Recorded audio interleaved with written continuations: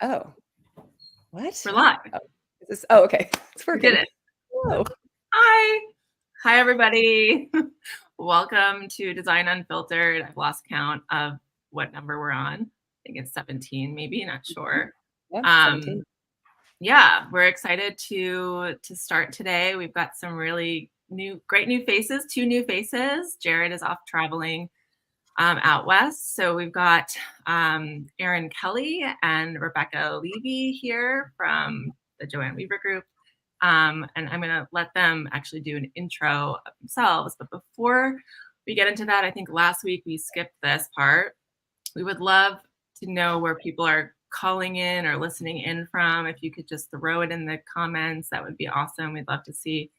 We've had people as far as Greece, and we just love to get the conversation going. Here, I'm going to put it on in. I'm going to get this party started. Yay! Yeah. Oh, I'm designed X Talent, everybody. That's you. Yep. Cool. Well, I guess we can, while people are doing that, we can have somebody intro. Erin, would you like to introduce yourself? Sure. So my name is Erin Kelly, pronouns she, her. I am currently a manager talent acquisition at TripAdvisor. So I obviously love that Jared is traveling. We love travel, obviously. I have 10 years of experience in recruitment, both agency side and internal. I've dabbled in HR. So bless anyone who's ever done HR. It is such a hard job. But I have recruited across all different types of positions, from creative to marketing to finance to jobs that I couldn't, frankly, quite tell you what they do on a daily basis. But lots of knowledge, lots of experience, and I'm excited to join you all today. Awesome. Yay, so glad you're here. Yeah.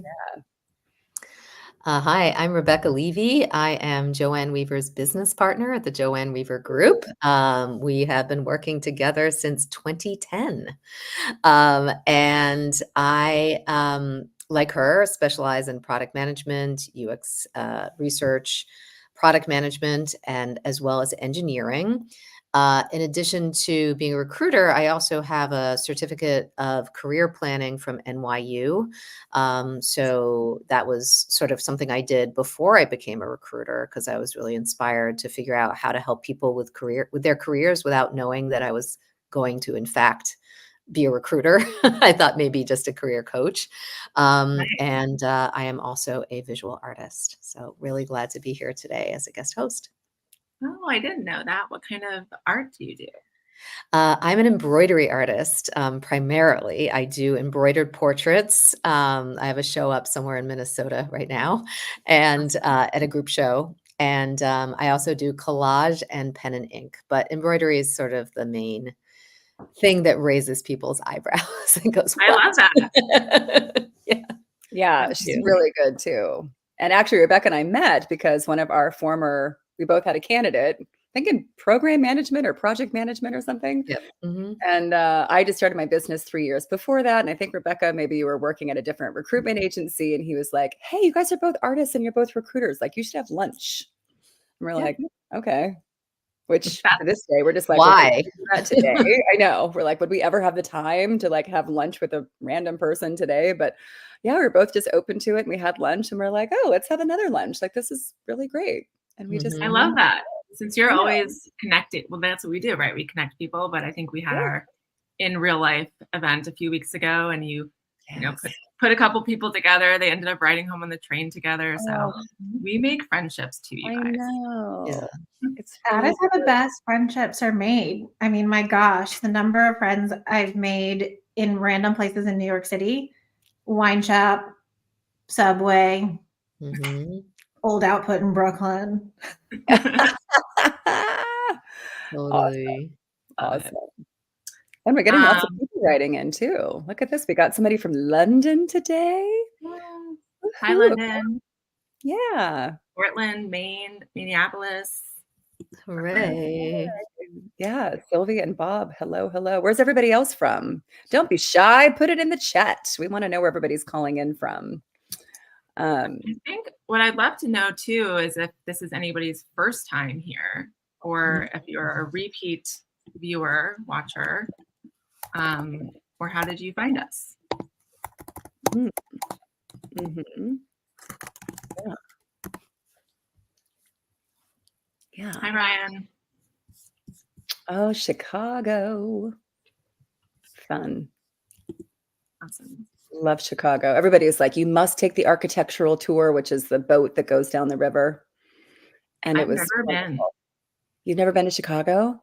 Like when I was little, but not, I need to go back.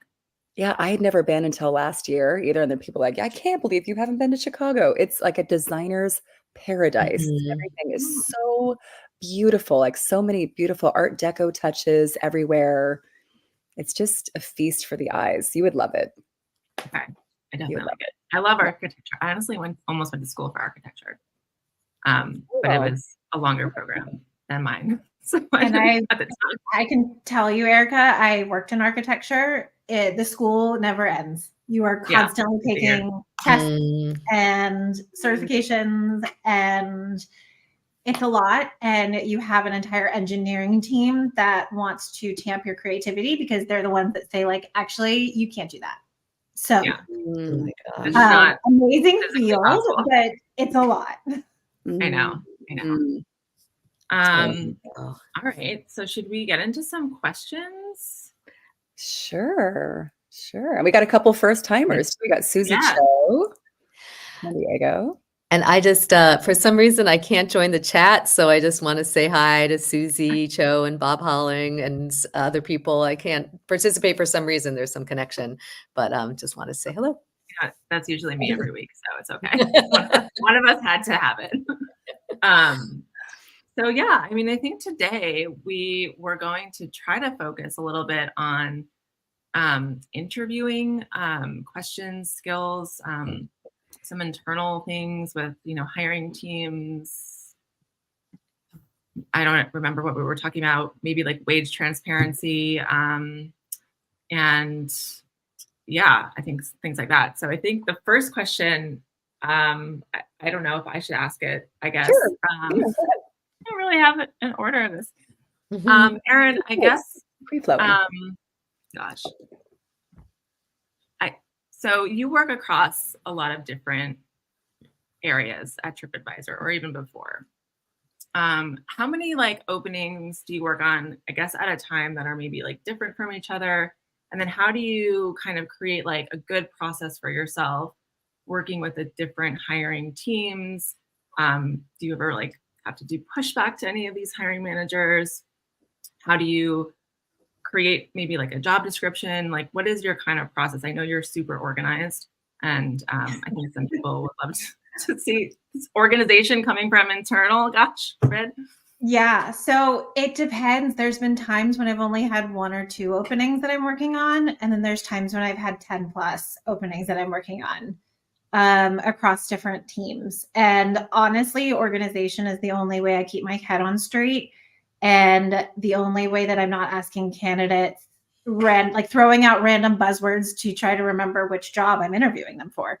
But the way that I build those relationships and kind of have a smooth flowing process is open communication. And I'm a big fan of everything, if possible, in writing. So I do a kickoff call with every single one of my hiring managers, whether I've worked with them before or not. Where we're going through the job description. We're talking about our list of must-haves and nice-to-haves. I try to limit those must-haves to 3 because, as we all know, the perfect candidate does, in fact, not exist. And I'm going to go with 90% of the time, the level that folks interview at, they could never pass their own interview process. Word. And so that's why I try to have some pretty strict guardrails. But I think the big part of every single stage when it comes to recruitment is actively listening to what people are saying and then adjusting yourself to meet the needs of that person. So listening to feedback, asking more questions about that feedback, talking through decisions, but having things in writing so that you have a single source of truth. So I have a kickoff template that I use, and I'm lucky with a company of the size of TripAdvisor, we actually have those job architectures that already exist. So we have a bank of job descriptions.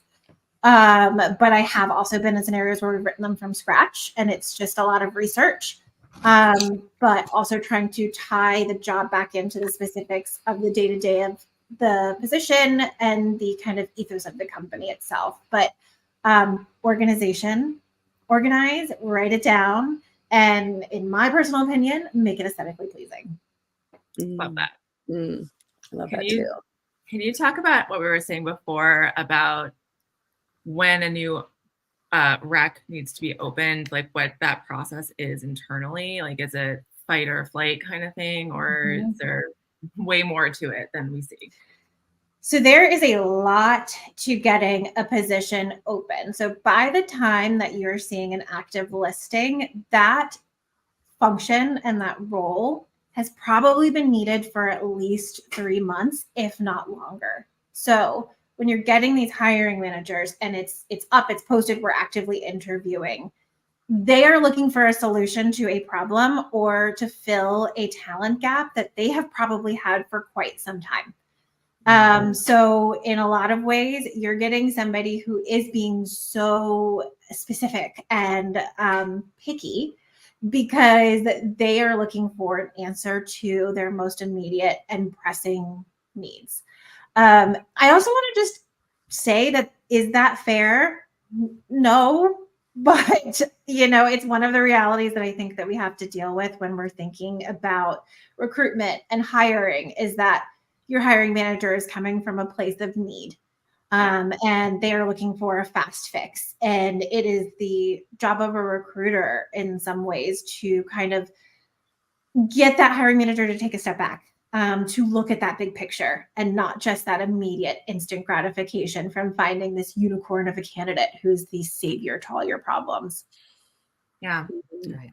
Are there any certain types of questions for an interviewer to ask to see if they are like that solution, or to sort of like, how do they find out if it is the right role for them, but how do they kind of, what is a good question to ask, I guess, in an interview to make sure that they're going to maybe help solve it?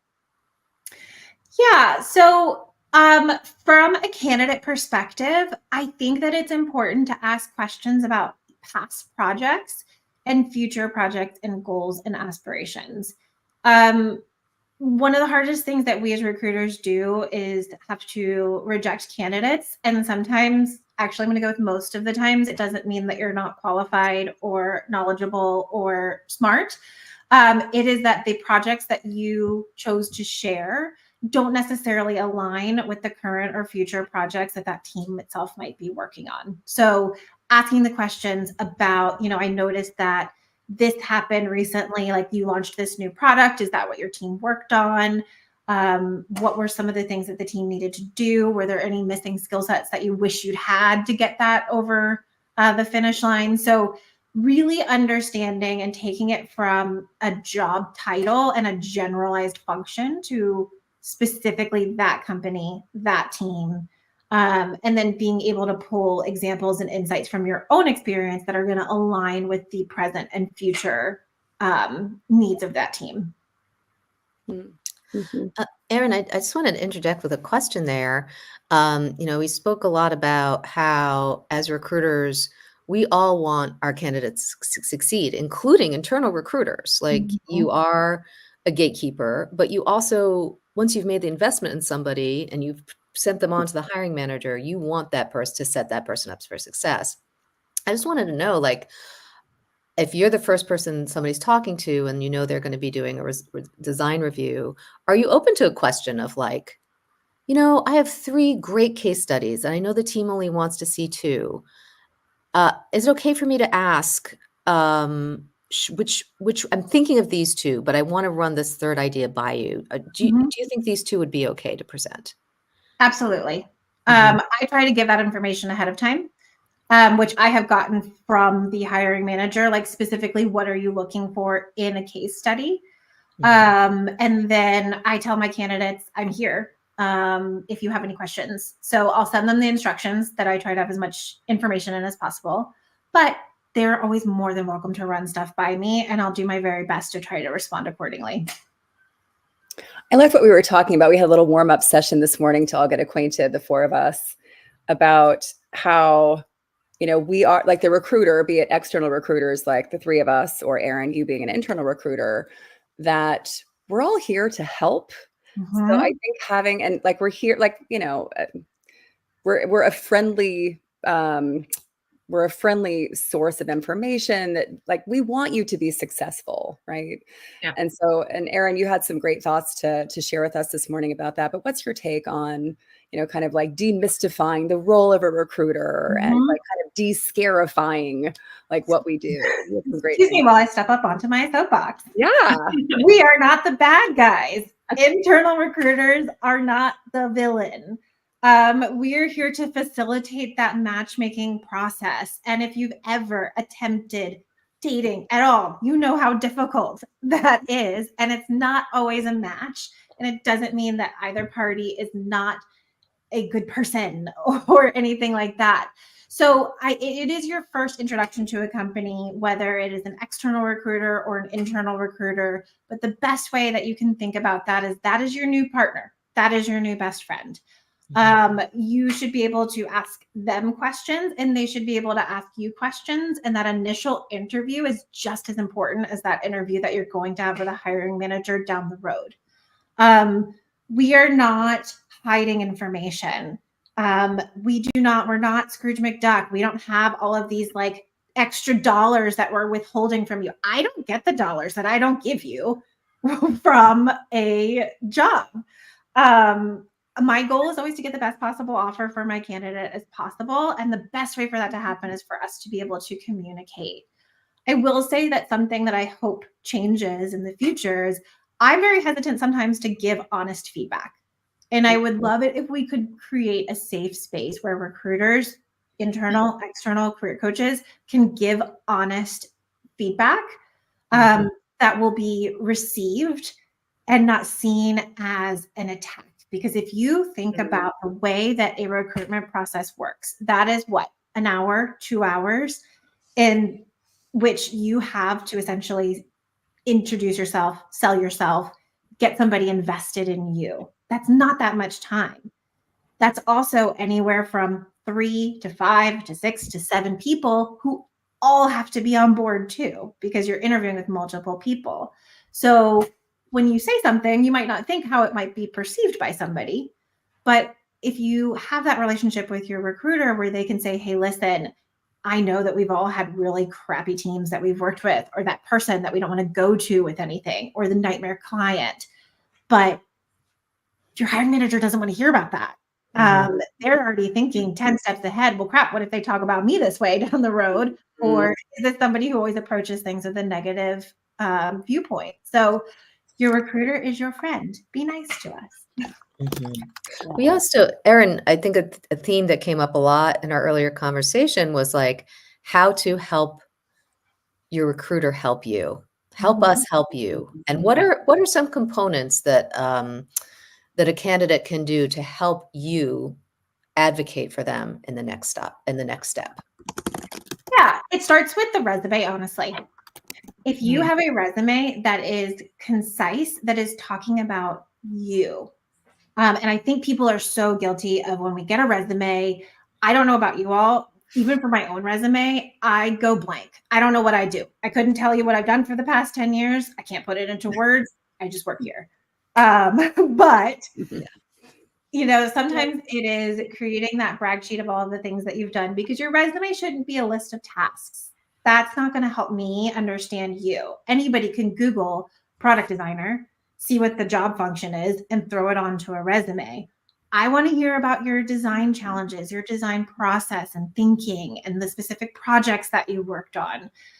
So not necessarily treating that initial interview as this kind of general surface level, like, let me tell you what a product designer could do, but having specific examples to get to know you as a person is going to better help a recruiter sell you internally, externally. So this is like the one time that I'm like, it's all about you. It's all about me. Your resume should be all about you and not about all of the product designers that exist within the space. So that I think is hugely helpful in allowing a recruiter to better sell you. Honesty. If there's one person in the process that you can be honest with, it's the recruiter. So being able to tell them what you're looking for, so that recruiter can tell you, which is this position aligned with what you're looking for. Sometimes the answer is no. I had a candidate for a research role who loved to get into the nitty gritty of developing these surveys and research plans. And that wasn't what my position was. And I was able to just straight up tell her, based on what you said you wanted, this isn't it. So honesty is the best policy. As much detail about you as a person and an individual and a designer, as opposed to all of the designers, is going to help you go a long way in terms of helping a recruiter be your best friend. And I think also with honesty is the best policy. I think there's you were saying earlier, like hiring managers don't want to hear anything negative. Like if you came out of a really tough experience, there's certain catchphrases people use where it's not speaking negatively about them, but you understand it was a negative experience without being negative, right? Like there's a certain kind of, language that you can use. Like it was, this was particularly challenging, but I learned X, Y, and Z. So it's kind of making that shit sandwich where you're like, this was great. This was like challenging. You never say like, oh, this was awful, or I didn't like this teammate, or like this was really hard. Because if you're saying such negative things in a very professional environment where you have to sell yourself, it's like, what are you actually going to be like on the job if you're letting even a whiff of that negativity out then? But I think there's corporate speak. There's ways of saying it where it's like, okay, like I got it, that maybe that was really tough. And thank you for phrasing it in that way. Right. Yeah. I think don't use it. Sorry, there we go. Go ahead. No, I was just going to say, this is why we practice this stuff. It's sometimes you can be in an interview with someone and it just feels like such a good rapport. Like you guys are sitting back, kicking it, like really enjoying yourselves, but like they're not your friend. They are interviewing you. They're not your friend yet.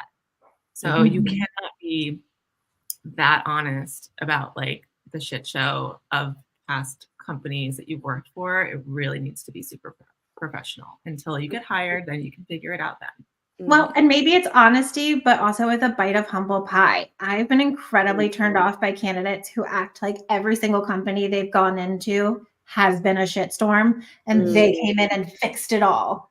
Like I've had that and I'm like, I don't know about that. But I mean, you can use those words to describe challenges because we're not naive to think they don't exist. But sometimes it's like, I had to learn how to communicate in a way that I didn't communicate. Or, we had conflicting timelines in place. Like there are things that you can say that indicate a challenge without being negative. Erin, as you're talking, I thought of two things. Well, one was, I think we should ban the word toxic from why somebody left a job. It's shorthands, but for everything we're saying now, like you don't want to say, oh, it's a toxic environment, because there's so much there to unpack. And like Joanne was saying, we don't want to, a hiring manager doesn't want to hear, a company does not want to hear that you might be calling their company toxic in the future. But you might be the toxic person, right? Like, Christy's toxic. Maybe it's a toxic person. Yeah. And if they're that bad, we probably already know. You don't have to say it. Right, exactly. Just like a wink. Yeah. About that company. But Erin, while you were talking, I just thought, that somebody saying that they're describing themselves as the savior of this company, that account, this project. I think there's an opportunity, even if it's true, to show that you are a team player. Like, how did you rally the team to accomplish this as a group? What did you do to influence the discipline? There's sort of like more obvious type A influence, but there's also different kinds of politicking. And, how did you do a research project to back up your thinking? How did you win people over? Like there's a story there beyond, I was the hero. Totally. there's a story you can tell about being a team player, and also, can you talk about what the impact was? Going back to, Erin, what you were saying about, not wanting a resume that's just like, I did this, I did that. It's a job description. And this is advice I give everybody on every level. And I assure people, I'm like, look, I know you're a VP today, but this is still something I tell everybody at every single level candidate, to talk about your accomplishments. Like, this is your opportunity to shine. Assume your recruiter does know the basics of your job, but what differentiates yourself, and being able to say, like, the anecdotal wins that we just talked about, but also quantifiable wins. Did you save your money? Did you save your company X amount of money? Did you make your company X amount of money? Did you win an account? Did you, what was the result of that?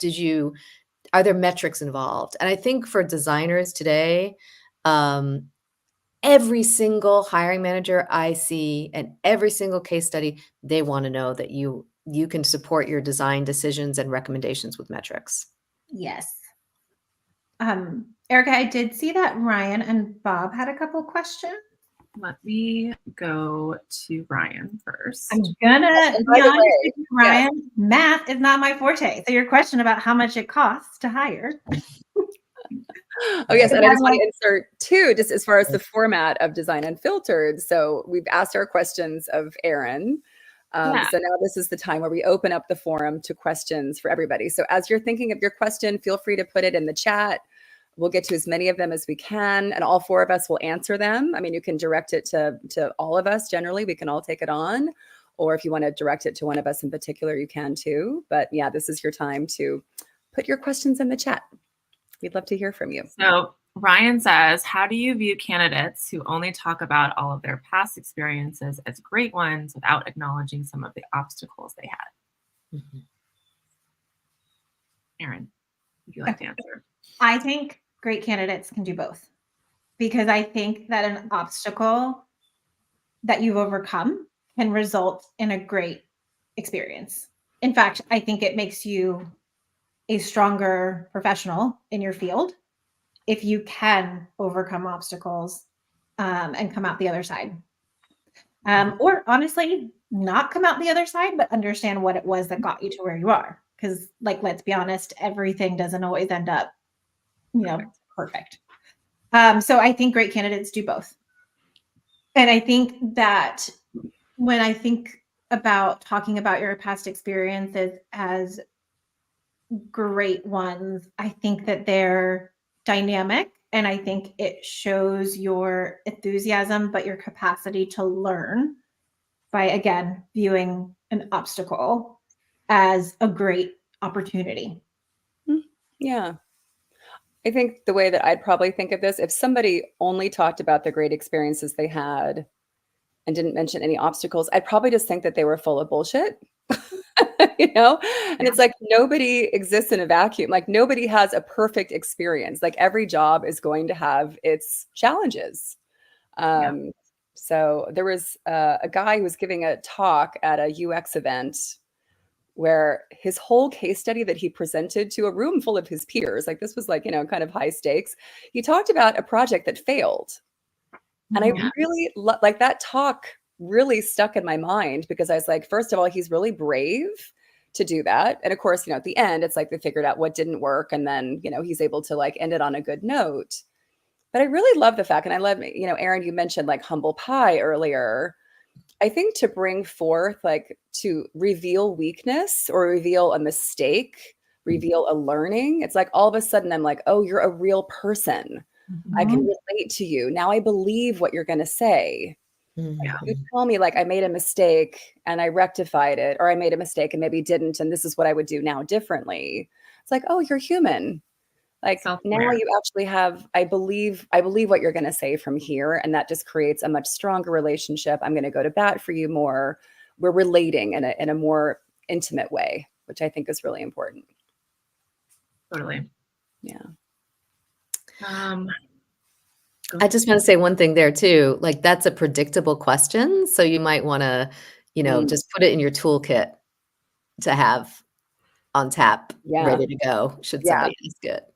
Yeah. Yeah. What's your biggest weakness? Don't say, oh, I work too much. Yeah, I work too hard. Yeah. I'm too excellent at what I do. Yeah. Yeah. Oh. Are there any other questions out there? I can ask something. We were talking earlier maybe about staying positive and a positive mindset. I think, a lot of people are really banging their heads against the walls, and it's I think going back to the maybe being negative in an interview response, how do you stay positive or get back into a positive mindset? Could be simply going for a walk, right? But what do you think? I do a lot of formal and informal career coaching myself, and I am often talking to friends, and I have been in a scenario where I've been unemployed and looking for a job. And I think what I tell everyone is, let's acknowledge the elephant in the room. Job searching is mentally exhausting. It is incredibly tough because you are daily putting yourself out there, asking for judgment.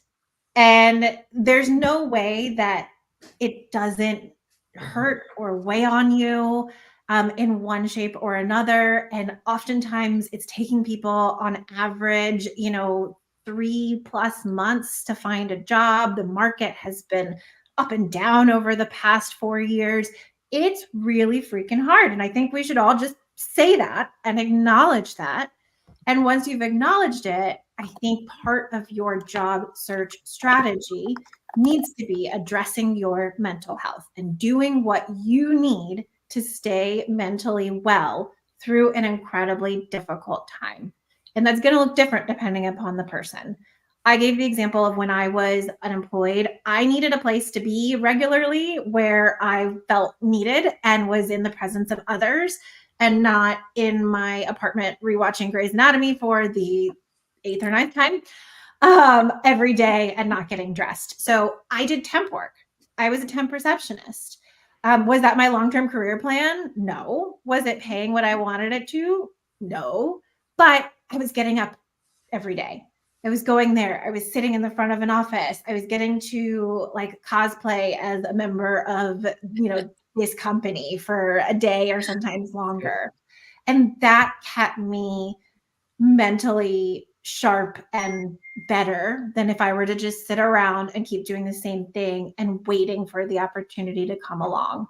And I know, Rebecca, you suggested some other ways to stay mentally well, but mental wellness needs to be a part of your job search. Otherwise, it's going to be very, very difficult. And I think that you'll have a higher hill to climb when you do finally get that role and you're starting your job, and you're going to have this post-job search hangover. So I don't know, Rebecca, if you wanted to share your suggestion for mental wellness. Sure, I'd be delighted to do that. I told this to all of the people when I was career coaching, and I did this for myself also because, I've worked in, Joanne and I have been together for 14 years, but prior to that, ups and downs of the tech industry. I've been laid off 3 times, so I've been there as well. And I always recommend don't give up your gym membership, and if you don't have one, get one. The physical fitness is so important, and if you feel, if it's something that's challenging from a financial perspective, running free yoga videos on YouTube. But I think also really not just doing it randomly, but train for a 10K or more. Do a commitment on your Peloton app. Do it as a job. Make sure you are going 3-4 days a week. Do a routine. Learn something new. Allow yourself to have a foundation and grow in that area. I've seen that make such a huge difference. And also challenging. Do some weight training. Feel really solid. So that is just a small piece of advice. Maybe take a class in something totally unrelated to your career. Maybe take an art class. Maybe walk dogs. Yeah, What's that? Be a dog walker. Yeah. Yeah. Mhm. Yeah. Something that aligns with your passion outside of work. I think that can get your brain firing in different ways, right? It's Mhm. like the connections Totally. that you're making. If you're only sitting at home and watching Grey's Anatomy for 8 hours a day, it's like, okay, you've got those synapses that are firing very deeply. But if you're doing something different, it's like you're making different connections in your brain, and then new ideas can open up too, right? Mhm. Like, oh, like here's a different way that I can maybe, I don't know, structure this case study, or like, oh, here's a new type of company that I want to go for. Like I feel like those sparks of inspiration happen when you're not watching the pot boil, but you are going for the walk. You are doing a cooking class, or you're doing something that's like really unrelated. Well, and similarly, you never know who you're going to meet. I mean, you Oh, know, absolutely. you could meet your next boss in a coffee shop or at a volunteer event or at the gym. You never know. And I'm Yeah. so glad you mentioned that, because every single job I've had in my entire life has been through some random connection like that. Mhm. So, I love and I think it's been hard also. We used to have a lot of in-person networking events that I think a lot of us got a lot out of as job seekers, as recruiters, as people in the industry, keeping up with our skill sets. And it's much harder to do virtually. That's for Mhm. sure. Mhm. But I think, things are starting. I mean, Design Unfiltered had a live event that was amazing. And so many people at different parts of their careers came. I think it was so enlivening. So I think looking for those live events again, and possibly things that are outside of your own discipline. I mean, I personally love in UX, in product design, but maybe something that's tertiary, Yeah. maybe a Yeah. product management meetup, for instance, for a designer. Like maybe that'd be a great place to meet some people. Because you never know where that connection is going to come. And just putting the energy out there, I think, goes a long way. I know, Erica, you were doing this. I don't know if you're still doing this, but you were like doing something that was challenging your comfort level regularly. So you went to this murder mystery dinner party, and I was like, what a cool thing. I I mean, did. you weren't alone. First of all, I think that's so just wonderful that you did that. I think that'd be very intimidating for a lot of people. Yeah. It But was you pretty did. badass. And you were so open to new things. And I'm sure you probably met people that you never would have met in the design world there, right? Totally. For anyone listening, I did a murder mystery like test run with this, I don't know, company. It was at Carmine's in Times Square. Wow. And because I dressed in like a 1920s flapper dress, they like assigned me a role in the murder mystery, which is like my worst nightmare. So I did that, and I don't know, it was really fun. It was very interesting, but I love going to things like that where like you'll never be in the same room as these people ever again. Like it's so random. Mhm. So I've been trying to put myself into different situations, like a yoga class. Like I don't really do yoga, or I went to Bathhouse in Flatiron Oh, yeah. Mm-hmm. like last week. So cool. So many different people. Just like these interesting environments where like go by yourself, go with a friend. But yeah, you just sort of talk to people, exchange numbers. I mean, I have a dog now, so I walk him all the time. And I've talked to so many neighbors. Like a lot of neighbors work in tech around me. Yeah. So we have a common dog thing already, but it's like easier to sort of chat. It's true. It's a great point. And I think also what's important is make sure you mention what you do or that you're looking. You have to put it out into the universe. Also, use your first name and your last name. I had a mentor that was like, if you're just Rebecca, you're just Rebecca and Joe's office. Like you have to use your last name. I personally have a soapbox about that. If you go to an event, put your first name and last name on your name tag if there's a name tag situation, so somebody can actually look you up on LinkedIn. Yeah. But mentioning that you're on a job search, I'm a product designer in advertising, and I'm on my job search. You never know what synapses that's going to fire in somebody's brain. They might literally be like, oh, my neighbor works for blah, blah, blah, or my uncle, my aunts, I met one of my first creative directors I ever placed. I met because my mother sang with his mother in a chorus. I So you really don't know, but if love people it. don't, it's in the theme of like, help people help you. I have Help a good people help story. you. Right. One of the first product designers I replaced, he was a student of way back when Rover used to be called Dog Vacay in New York City. I had been dog sitting this golden retriever mixed dog, which I love. And the woman, the owner, she and I just would talk all the time. She used to be an English teacher. And then I told her what I did. And she introduced me to her student, who has now become, I've placed him several times as a product or UX designer, which is just very weird. Like, love that stuff. I love that. I love that. And I was listening to a great podcast. It's called Hidden Brain. It's an NPR podcast. And I forget the name of the episode. If I remember it, I'll put it in the comments in the chat once we put this in the live stream or the replay. But it was basically that people fear that strangers don't want to talk to them, especially now in the age of iPhones where everybody's just in their phones all the time. But I think people are actually really craving that connection. And that people don't mind as much as you think they're going to mind. In fact, they might very much welcome you starting up a conversation. Like, I think we all crave connection. And I think we're really lacking that connection, like the Design Unfiltered event. And Rebecca, I'm so glad you came. That was so nice to have you there. But I mean, Jared and me and Erica, the whole time we're just like, wow, like we really feel like we're getting so much information from this UX design community that they are craving in-person connection. Let's give them an opportunity to all come together. And there's just nothing like it. And, people can come alone. Like, I think people get intimidated to go alone.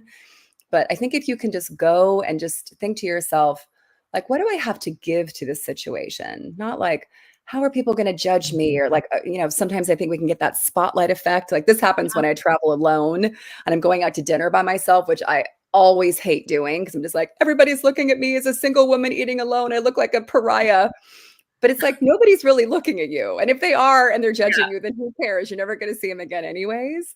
Right. But I think just going in with the belief, because I think it actually is true that like people want to hear from me, people want to talk to me, and people want to connect. And I think that's a much different energy of like, oh God, I don't know if I want to interrupt them and like, who am I to say this? It's just you're going to come with a different energy. Yeah. Humans are social creatures. Like we do need interaction. I mean, yes, you can be an introvert for sure, but we do crave other people and talking to other people. I mean, the other day I was walking home and a woman next to me on the crosswalk like smiled, or I guess I smiled at her, and she had said hi to all these people and nobody reacted or responded. And then because I was looking at her and smiling, she was like, "Oh my God, you have such a great smile. Thank you for smiling at me. Like, how are you today?" It's like 9 in the morning. So we walked a few blocks together. Me and a total stranger. Wow. So I don't know. I like to challenge people to try to talk to somebody completely different. Like if you're sitting on a bus, talk to the person that is next to you. Yeah. It's a little Duff homework, a little Design Unfiltered homework for those who choose to take it on. Talk to a random stranger this week and let us know how it went. Well, in places like New York City is like, I love New York. And if I suddenly, came into money, I'd go back in a heartbeat. But it's a city full of main characters. No one's thinking about you. Everybody's a main character in their own story. So, if you just have that mindset and also that it's New York where you can be whoever you want because nobody cares. Like, do you think that guy that wears the diaper and plays the flute and stomps around the street cares what you think about him? I don't. And if you like think about the way that you interact with those people, it's like you clock that he's there, but like whatever, you don't think about it afterwards. Right. We don't even care about the most extreme characters, so we're not going to really be thinking about. No, I always have to tell my mom, like, don't look too hard unless you want to get involved. Like, it's fine. And on the other hand, that it absolutely like that thing, if you're feeling self-conscious going, I'm really not that important in these people's world. They're not looking at me. They're not judging me. On the other hand, if you wear something a little fun, a little quirky, flag in some way that you have some kind of conversational piece, especially at a networking event, or an event, a party, anything, it invites conversation. It invites people having a opportunity to tell you something or to talk to you. And I have found that so helpful to do. Okay, I'm going to plug my new purse, but you'll understand why in a second. So I have this, well, I can't see it. It has like a gigantic tiger face on it. And people come up to me all the time to talk about this thing. So if somebody was like, oh, Rebecca, you know, she's a recruiter. I don't know if I can talk to her. What's my opening? You know, if you're wearing some interesting shoes, you know, or something, people going up and being like, wow, I love your shoes. You're in for that conversation. Think about how many friendships have happened because a woman has a dress with pockets. Okay, tell me more. Tell me more. Like as soon as, oh, I like your dress. What's the first thing that somebody said? It has pockets. It has pockets. Yeah. How many times has that been the start to a conversation? It has pockets. It's so good. I just read something about a wedding dress that has pockets. You're absolutely wedding right. dress. Oh wow. Yeah. My friend's wedding dress had pockets. I don't have pockets, and I feel lost. Oh my gosh, how fun. You know what I do when somebody compliments me on my things? If I got it on sale or if I feel like I got a really good price for it, I just tell them like, oh my God, I got it on sale at blah, blah, blah. It was the best thing. I love that. So pulling this back to design too, at wearing something a little designy at a design events is like a natural fit. Totally. It's like peanut butter and jelly. Yeah. I do think that comment actually does speak to a change I am seeing in the workforce and in the workplace is bringing your full self to work. Now, do not whip out your bandage dress and blazer for your interview, but I think that you should bring a little bit more of yourself every day. And again, that does make you unique. It starts conversations. I just chatted with a candidate who told me they're taking a photography class through the Smithsonian. She brought her full self to the interview before it even started. And I don't know anything about this person's experience, but I was like, that is so freaking cool. I love that. So bring, and now maybe not like the full self, but you know, bring a little snack of yourself. I see dead pixels. That's amazing. That's an amazing comment. What's that? I see dead pixels. Oh, that's fun. Sarah Dune, love it. Love it. Excellent. That's a perfect one. That's great. I think some candidates would ask like, oh, should I put my hobbies on my resume or should I have it on my portfolio? I personally really like to see that. I think I've told this story on Design Unfiltered before, but I'll say it again, where I was coaching this junior UX designer.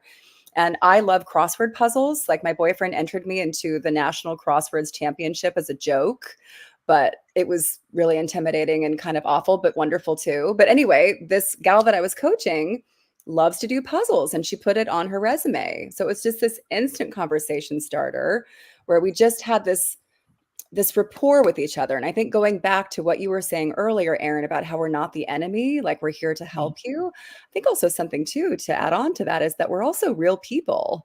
And, you know, we have our own interests. Like we want to connect with you on like a personal level, because then we're going to be more invested in you as a candidate.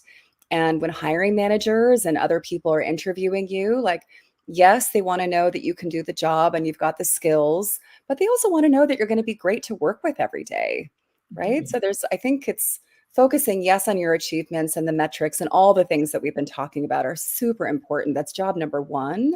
But I'd say like job number 1A or 1B is like bringing your full self, but being curious and being interested and interesting to create that personal connection, because there's so much to it. There's so much more to it than just your resume and just your skills.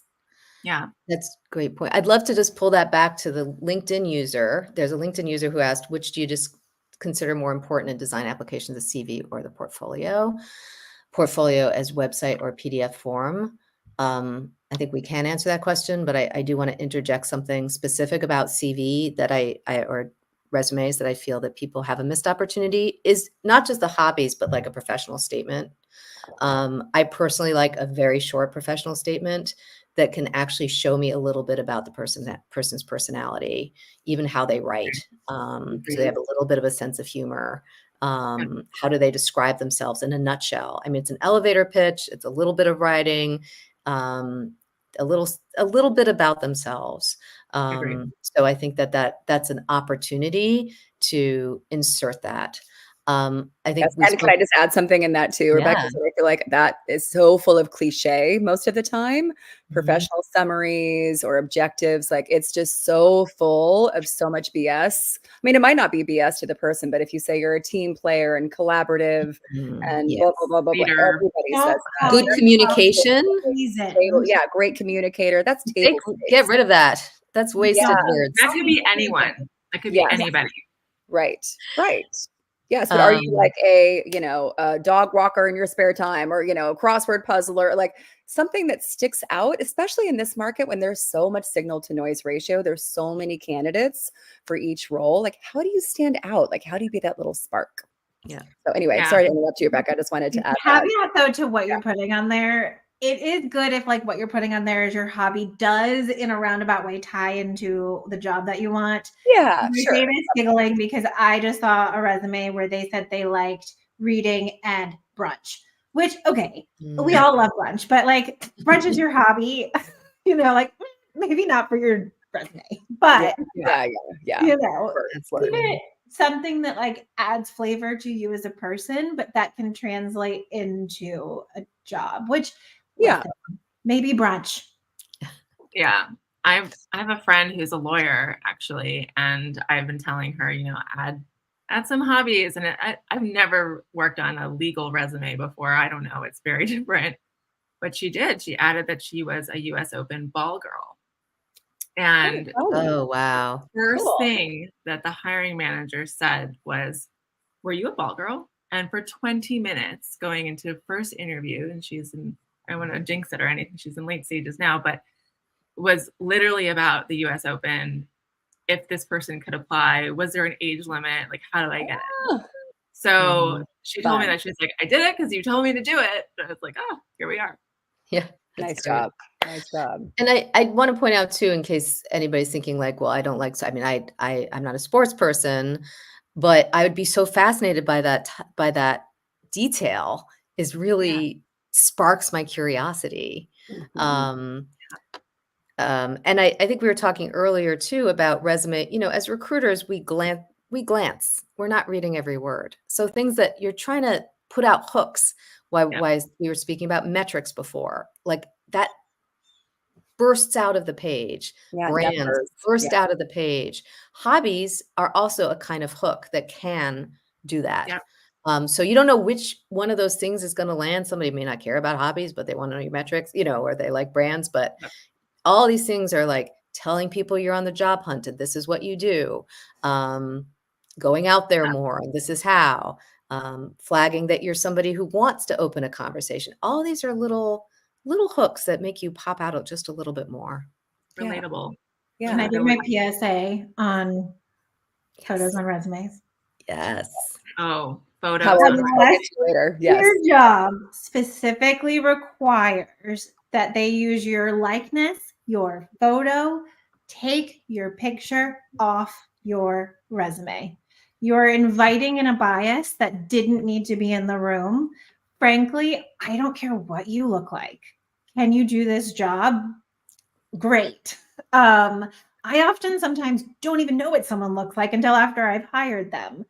And to me, it takes up precious space on your resume for you to have this like headshot or Instagram photo on there. And it detracts from me actually being able to see the work that you've done. So no pictures on resumes.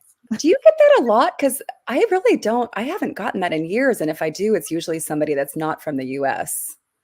So I'm good at pinpointing out when they're not from the US. I can flag that, and that is forgivable. Because I get that certain countries, it's normal for you to put a photo, even like things like marital status and things like that. So that gets a pass.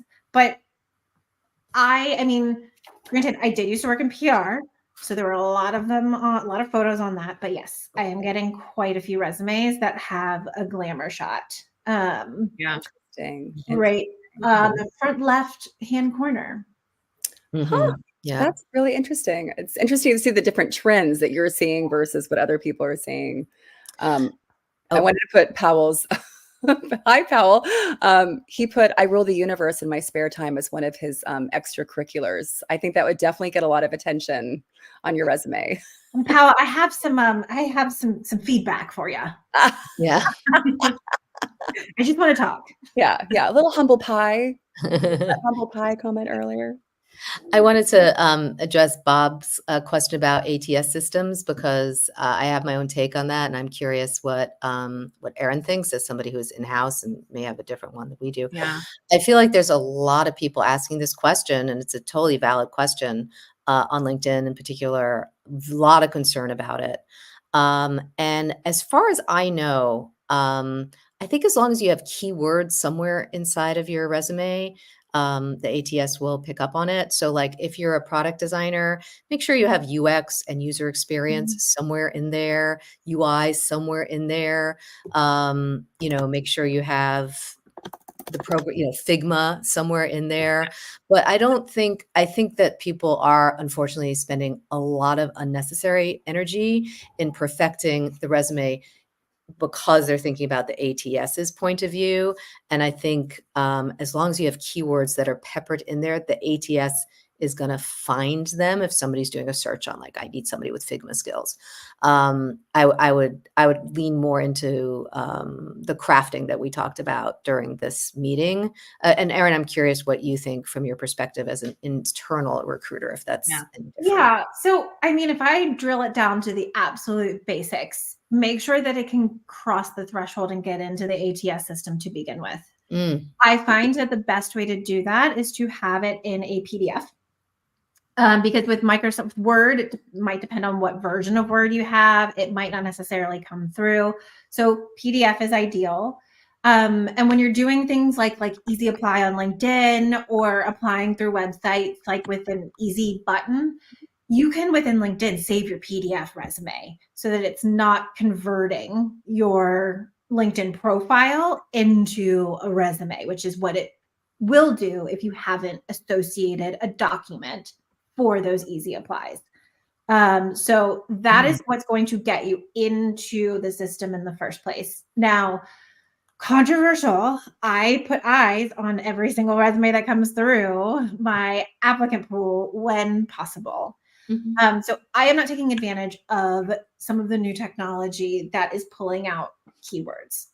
That sometimes has to change because sometimes I've gotten over 1,000 resumes sometimes for certain job postings, or right now I'm dealing with like 600. So determining the keywords, they're in the job description. 9.5 times out of 10, their keywords are in the job description, and it's those words that you see that pop up more than once throughout that job description. So making sure that those are in your document. I know this is a pain, and I'm not saying that you should go through and do the ones that are like attach your resume and then also tell us about all of your experience. But sometimes the reason why I put extra questions on my application process has been because I need a way to weed people out.